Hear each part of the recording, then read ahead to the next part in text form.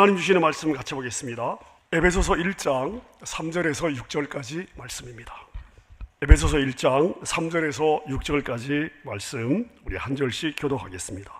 제가 먼저 읽겠습니다. 찬송하리로다 하나님 곧 우리 주 예수 그리스도의 아버지께서 그리스도 안에서 하늘에 속한 모든 신령한 복을 우리에게 주시되 4절 그 창세전에 그리스도 안에서 우리를 택하사 우리로 사랑 안에서 그 앞의 거룩하고 흠이 없게 하시려고 그 기쁘신 뜻대로 우리를 예정하사 예수 그리스도로 말미암아 자기의 아들들이 되게 하셨으니 함께 읽습니다. 이는 그가 사랑하시는 자 안에서 우리에게 거저 주시는 바 그의 은혜의 영광을 찬송하게 하려는 것이라. 아멘. 여러분이 오늘 주보를 넘기시다 보면요, 오늘부터 시작될 아버지 시리즈 12번의 본문하고 제목이 나와 있습니다. 앞으로 여러분께서 주일날 오시기 전에 본문하고 특별히 해당되는 본문을 여러분이 읽고 오시면 설교가 조금 더 귀에 들리지 않을까 싶습니다. 아버지의 마음, 아버지의 마음. 제가 오늘 설교를 시작하면서 여러분에게 질문 하나를 드리겠습니다. 자, 여러분에게 아버지는 어떤 느낌이십니까? 자, 여러분에게 아버지는 어떤 느낌이십니까? 따뜻하십니까? 편안한 품이십니까? 아니면 불편합니까? 아니면 거리감이 있습니까? 여러분, 저는 아버님이 제가 1살 때 돌아가셔서 저는 육신의 아버지에 대한 개념이 전혀 없습니다. 어릴 때부터 제가 들은 아버지는 하나님 아버지에 대한 이미지밖에는 저에게 없어요. 제가 38년 전에 처음 호주로 유학을 가서 수업을 듣는데요, 어느 날 교수님께서 학생들을 한 명씩 불러서, 그때 제가 영어를 다 이해를 못해서 사실 뭐가 어떻게 진행되는지 제가 다 이해하지는 못했습니다. 근데 간혹 들리는 단어와 느낌상 교수님이 학생들에게 자신이 가진 아버지에 대한 이미지를 나누도록 했던 것 같아요. 근데 제 기억에 많은 우리 클래스의 자매 학생들이 나와서 뭔가를 나누면서 아버지에 대한 기억을 나누면서 계속 울고 통곡을 하고 아파했던 그런 시간들이 있었습니다. 그러니까 제가 나중에 이제 시간이 지나면서 되돌아보니까 많은 그 학생들이 자라면서 아버지로부터 받은 이 상처 때문에 하나님을 아버지라고 생각하면 자신이 경험한 육신의 아버지가 생각이 나서 하나님을 아버지로 고백하는 일에 너무 어렵다, 이런 내용으로 제가 이해가 되었습니다. 여러분, 사실 육신의 아버지에 대한 이미지 때문에 하나님을 아버지로, 성경이 우리에게 보여주시는 아버지로 충분히 누리지 못하는 성도들이 의외로 많이 있습니다.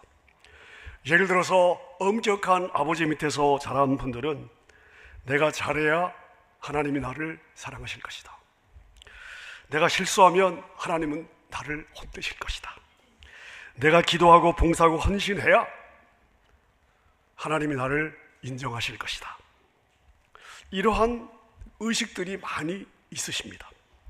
여러분, 이것은 자녀의 마음이 아니에요. 이것은 종의 마음이고, 더 깊이 들어가면 성경이 우리에게 많이 경고하고 있는 고아의 마음이라 할 수 있습니다.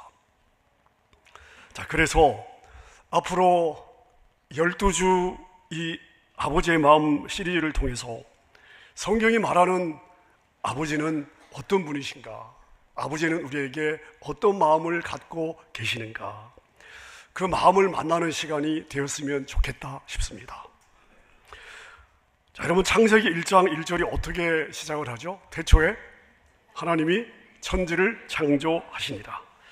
자, 그런데 오늘 우리가 읽은 이 에베소서는 우리를 하나님이 이 천지를 만드신 그 태초 이전으로 데려가고 있습니다. 창세 전에, 아직 해와 달과 별이 만들어지기 전에, 에덴 동산이 만들어지기 전에, 아담과 하와가 이 땅에 만들어지기 전에 그 영원의 어떤 그 시간 속에서 자, 우리 하나님은 무엇을 하고 계셨을까요? 하나님은 이미 우리를 그때부터 우리 하나님의 마음에 품고 계셨다, 이렇게 말씀을 하고 있습니다. 자, 그래서 여러분, 오늘 아버지 시리즈 첫 번째 이 주제의 설교 제목이 창세 전부터 시작된 사랑입니다. 자, 여러분은 창세기 1장을 읽으시면서 어떤 생각을 하십니까? 하나님이 어떻게 세상을 만드셨는가? 어떤 순서로 만드셨는가? 몇째 날에 무엇을 만드셨는가? 자, 여러분, 이런 것들을 파악하십니까? 사실 우리가 이 창세기 1장 읽으면서 우리가 던져야 될 더 근본적인 질문이 있습니다. 그건 뭐냐면요, 하나님은 도대체 왜 이 세상을 만드셨을까? 하나님은 왜 인간을 만드셨을까? 하나님은 우리를 왜 존재하게 하셨을까? 이런 질문이 아닐까 싶습니다. 하나님이 세상을 만드시고 그 세상에 우리를 만들어 주셨는데 왜 만드셨을까요? 외로우셔서요? 자신이 만든 인간으로부터 사랑을 받고 싶어서요? 그 인간으로부터 찬양을 받고 싶은 마음 때문에 자신을 찬양해 줄 존재가 필요해서 우리를 만드셨을까요? 여러분, 창조는 하나님의 결핍에서 나온 것이 아니에요. 창조는 하나님의 충만에서 나온 것입니다. 자, 오늘 우리가 읽은 에베소서 1장 4절과 5절입니다. 우리 같이 한번 읽어볼까요? 함께 읽습니다. 시작. 곧 창세전에 그리스도 안에서 우리를 택하사 우리로 사랑 안에서 그 앞에 거룩하고 흠이 없게 하시려고 그 기쁘신 뜻대로 우리를 예정하사 예수 그리스도로 말미암아 자기의 아들들이 되게 하셨으니. 자, 여기 아주 중요한 세 단어가 있습니다. 첫 번째는 뭐냐면요, 창세 전에. 그러니까 여러분의 인생은, 우리의 인생은 우리가 태어난 날 시작한 것이 아닙니다. 여러분의 존재는요, 여러분 부모님의 계획에서 시작된 것이 아니에요. 언제부터? 창세 전에. 자, 중요한 단어가 또 있습니다. 사랑 안에서. 사랑 안에서. 어쩌다가, 억지로, 마지못해 우연히 태어난 존재가 아니라는 것입니다. 하나님의 사랑을 받으며 그 사랑 안에서 우리는 태어났습니다. 세 번째 중요한 단어는 뭐냐면요, 자기의 아들들이 되게 하셨다. 신분선언이죠. 여러분, 우리는 태어나는 순간부터 소속되지 않은, 공중에 떠있는 외딴 섬의 어떤 존재가 아니고요, 하나님의 사랑받는 아들이요 딸이고 하나님의 가족이다, 하나님의 상속자다. 여러분, 우리는 태어나면서부터 이런 신분으로 태어난 거예요. 그러니까 하나님이 우리를 사랑하신 것은 우리가 괜찮은 사람이기 때문이 아니에요. 여러분, 우리가 쓸모있는 사람이기 때문이 아닙니다. 교회 일을 잘 할 것을 미리 내다보셨기 때문이 아니라는 거죠. 여러분, 그래서 우리가 우리 신앙의 이 뿌리를 깊이 생각해 봐야 됩니다. 우리 신앙은 사랑받기 위해 애쓰는 삶이 아니고요, 우리의 신앙은 이미 사랑받은 자가 그 사랑 안에서 살아가는 삶, 여러분, 이게 우리의 신앙의 삶인 줄로 믿습니다. 자, 창세기 1장으로 한번 가볼까요? 태초에 하나님이 천지를 창조하시니라. 우리는 이 1절의 말씀을 읽으면서 우주의 기원을 생각합니다. 아, 하나님이 말씀으로 이 우주를 만드셨구나. 여러분, 이 1장은요, 우주의 기원을 말해주고 싶은 장면이 아니고요, 창세기 1장은 우리를 향한 아버지의 마음이 어떠했는지를 우리에게 말해주고 싶은 내용입니다. 창세기 1장을 우리가 차갑게 읽으면요, 뭐가 보이냐 하면 첫째 날 빛, 둘째 날 궁창, 셋째 날 땅과 식물, 넷째 날 해, 달, 별, 다섯째 날 새와 물고기, 여섯째 날 동물과 사람, 그리고 일곱째 날 안식하셨구나. 여러분, 구조적으로 맞아요. 매일 이렇게 하나님께서 하나씩 만드셨어요. 근데 더 중요한 것은, 우리가 진짜로 봐야 될 것은 뭐냐면요, 이렇게 만드신 이 순서 안에 들어있는 하나님의 마음이에요. 하나님의 마음. 여러분, 이 창세기 1장은 하나님이 어떻게 이 창조를 어떤 순서로 창조하셨는가 하는 하나님의 창조에 대한 작업 기록이 아닙니다. 작업 기록이 아니고요, 아버지가 자녀를 위해 집을 준비하시는 이야기를 말해주는 거예요. 아이가 태어나기 전에 부모가 무엇을 하죠? 가능하면 아이 방도 준비를 해놓고 싶고요, 아이의 침대도 준비하고 이불도 준비하고 유모차도 미리 준비하고 옷도 준비하고 기저귀도 준비하고 장난감도 미리 한 보따리 준비하지 않습니까? 아이가 아직 태어나기도 전인데 부모는 이미 아이가 태어나서 필요할 것들을 미리 준비를 합니다. 우리 젊은 부모님들 아이 태어나기 전에 베이비 샤워를 하잖아요. 여러분, 왜 베이비 샤워를 합니까? 태어날 아이를 사랑하기로 결정했어요. No question. 그리고 마음 다해 기다리고 있기 때문이 아닙니까? 아이는 아직 부모를 알아보지 못합니다만은 이미 이 아이는요, 부모의 마음에 가득 차 있습니다. 우리가 창세기의 이 창조의 기사도 그렇게 읽어야 되는 거예요. 자녀를 준비하는 아버지의 마음. 우리 하나님은 모든 필요한 것을 다 준비하신 후에 마지막에 사람을 지으셨습니다. 여러분, 이 순서가 중요한 거예요. 아버지는 자녀보다 먼저 준비하시는 분이시고, 자녀가 구하기 전에 자녀의 필요를 아시는 분이세요. 여러분, 이것이 아버지의 마음입니다. 창세기 1장 26절을 보면 이런 말씀이 있습니다. 우리의 형상을 따라. 여기서 우리는 누구죠? 성부, 성자, 성령, 삼위일체 하나님. 자, 우리의 형상을 따라 우리의 모양대로 우리가 사람을 만들고. 자, 하나님이 사람을 만드실 때 하나님의 형상대로 지으셨어요. 여러분, 이것은 인간이 똑똑한 동물이다라는 것을 말해주는 것이 아닙니다. 이 창세기 1장 6절, 하나님의 형상을, 하나님의 모양을 가지고 우리를 만드셨다는 것은 하나님의 신으로서의 성품, 하나님으로서의 지혜, 하나님으로서의 능력, 그 하나님의 사고, 이것을 우리를 만들 때 우리에게 그게 우리가 되도록 심어주셨다는 거예요. 하나님과 교제할 수 있는 존재, 하나님을 대신해서 하나님만 만드신 이 웅대한 이 우주를 돌보고 다스릴 수 있는 존재로 만드신 거예요.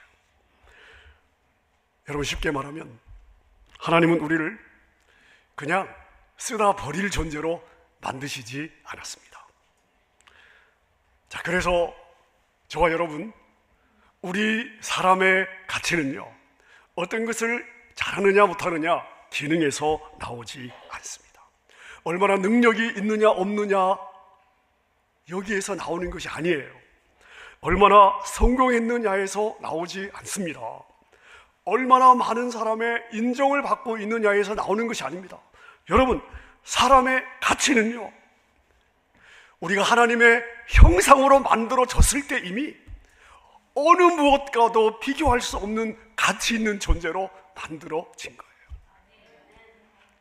여러분이 연약해도 하나님의 형상이고, 여러분이 어떤 일에 실패했어도 하나님의 형상이고요, 여러분의 육신이 병들어도 하나님의 형상이고, 여러분이 나이가 들어서 연로해도 여러분은 하나님의 형상인 거예요.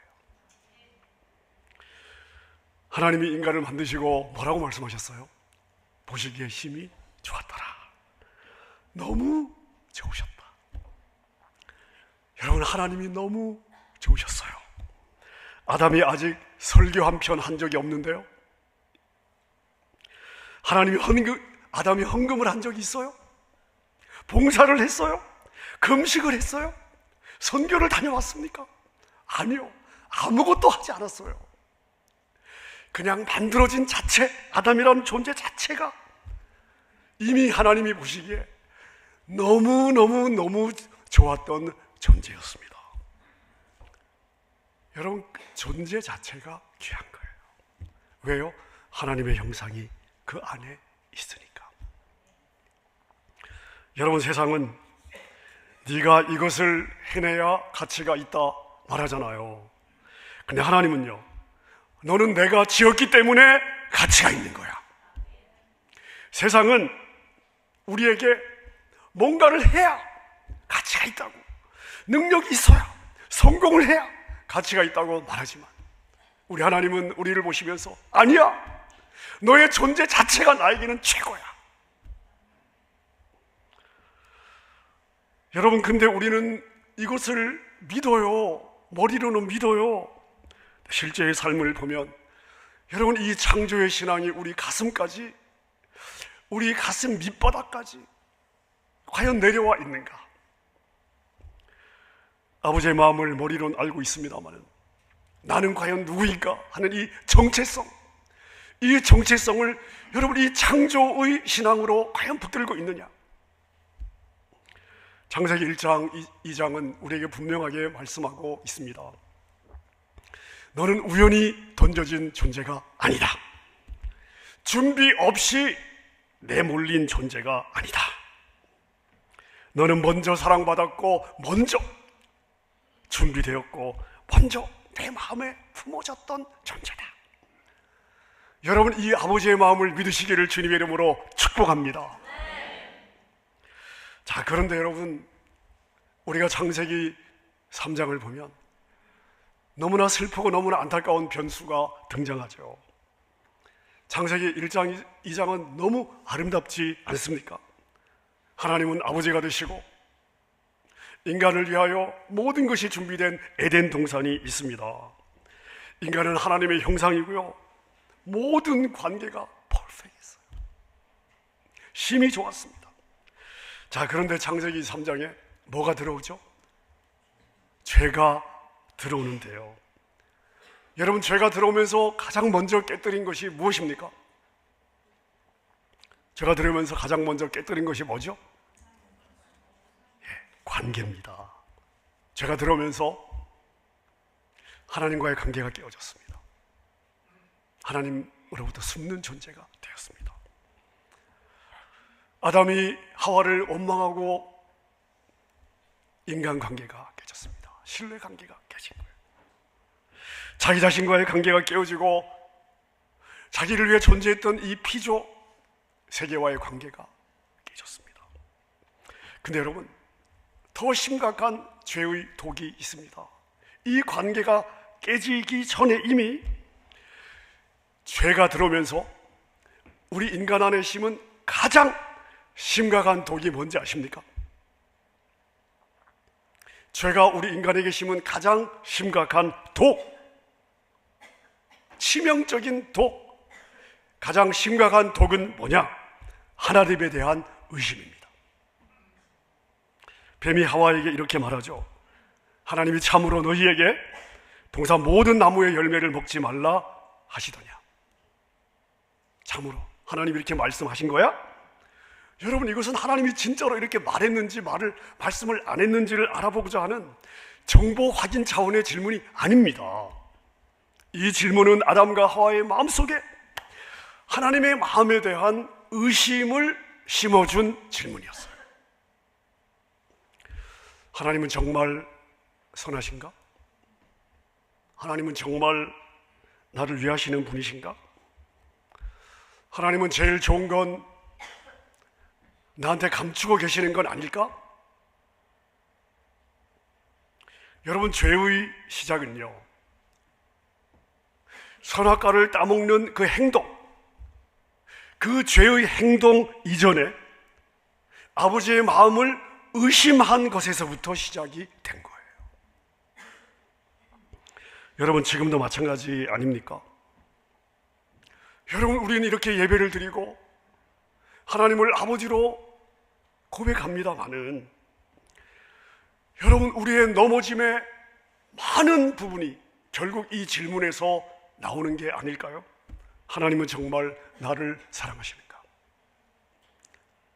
하나님은 어느 상황에서도 나를 도우실 수 있는 분이신가? 하나님은 정말 나를 책임지시는가?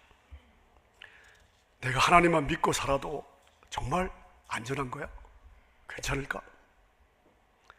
여러분, 이 확신이 우리 안에서 무너지잖아요.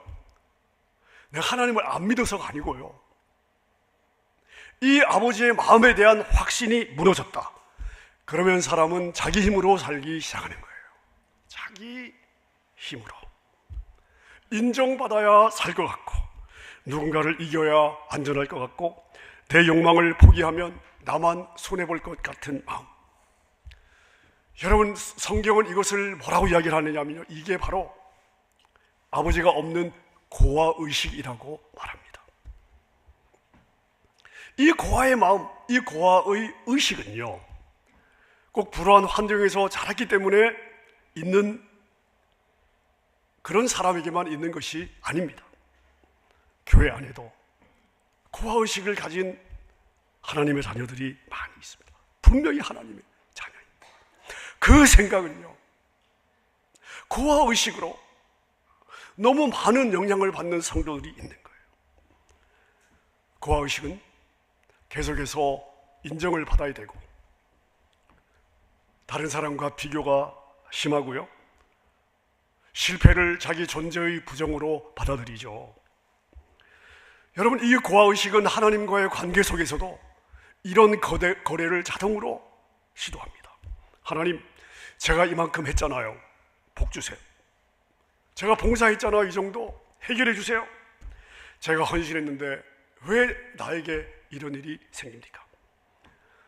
여러분, 겉으로는 믿음 같아요. 겉으로는 겸손한 모습일 수 있어요.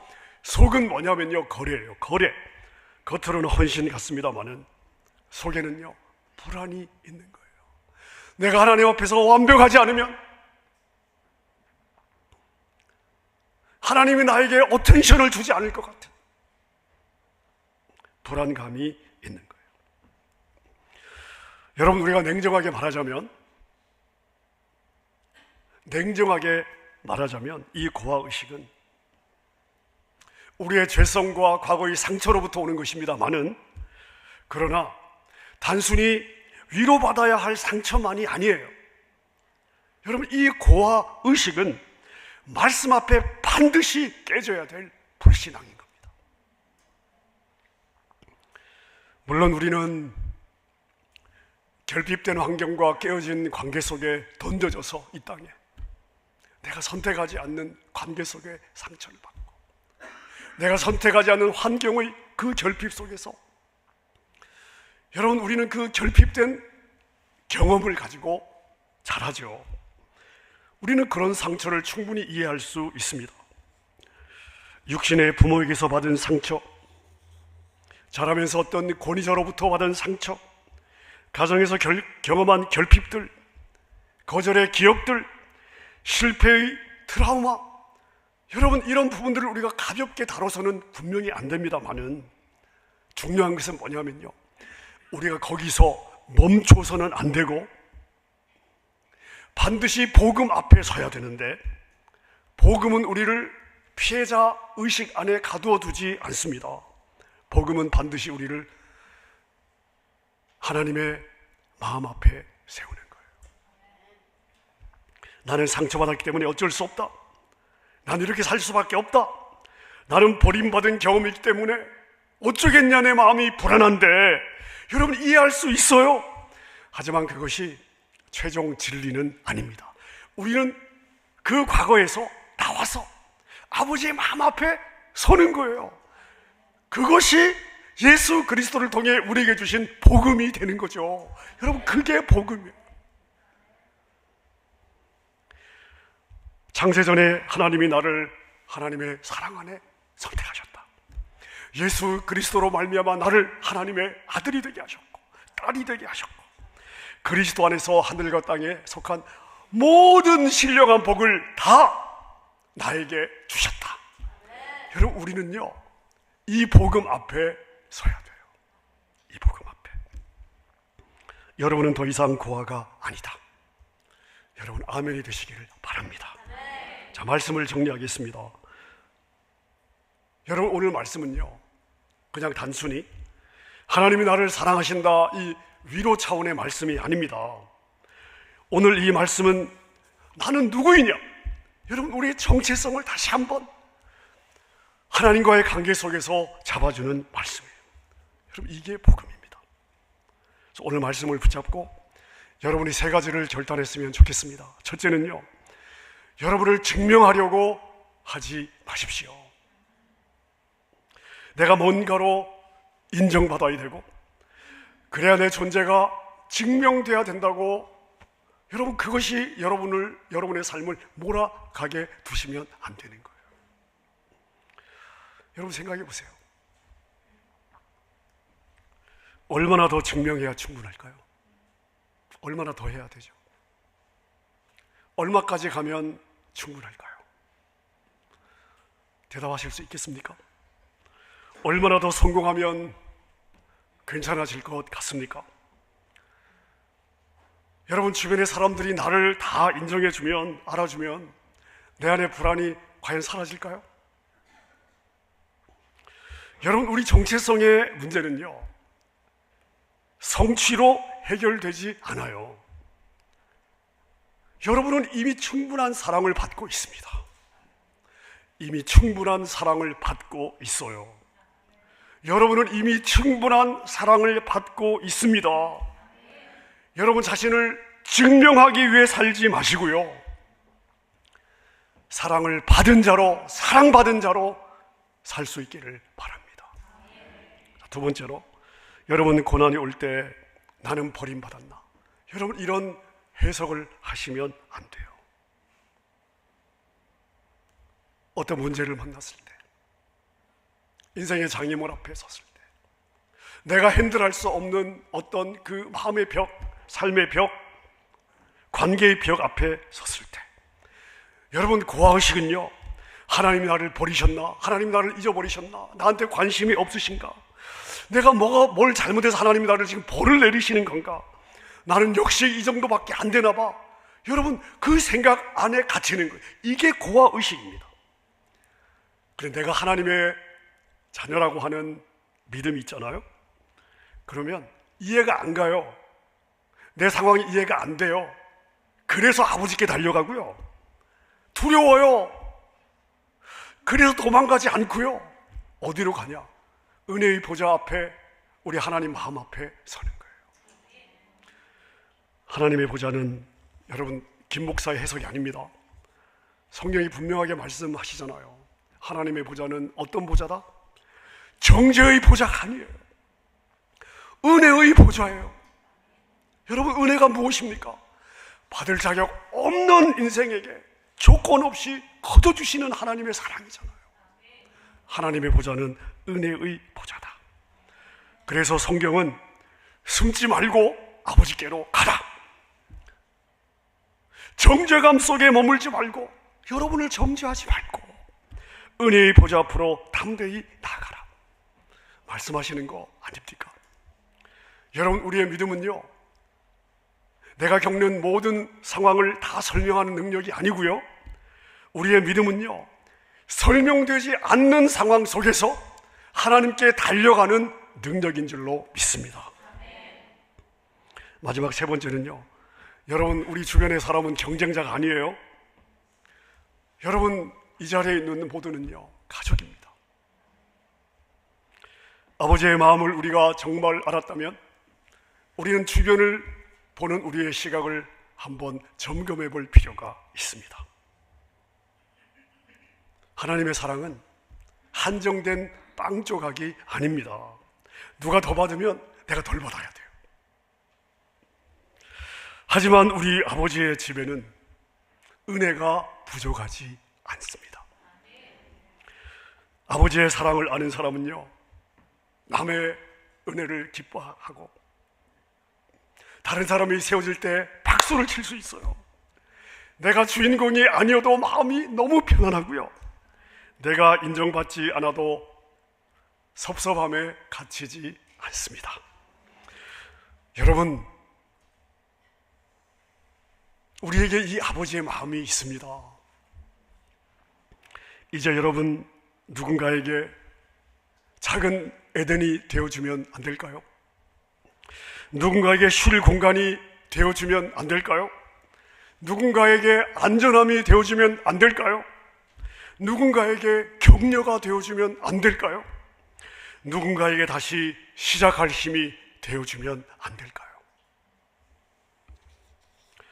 여러분, 다시 한번 기억하십시다.